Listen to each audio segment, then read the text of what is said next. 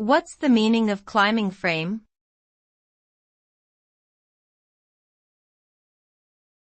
Climbing frame.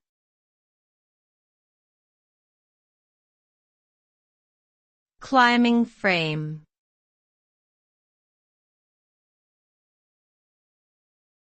Climbing frame.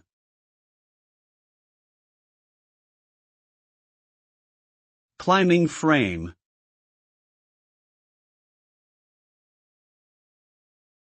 A climbing frame is a type of play equipment typically found in parks, playgrounds, and backyards. It consists of multiple bars, ropes, and platforms arranged in a way that allows children to climb, swing, and hang upside down. Climbing frames come in different sizes and designs, with some featuring slides, tunnels, and bridges. They provide an opportunity for children to improve their balance, coordination, and strength while having fun. Overall, a climbing frame is a fun and challenging play structure that promotes physical activity and helps kids develop important motor skills.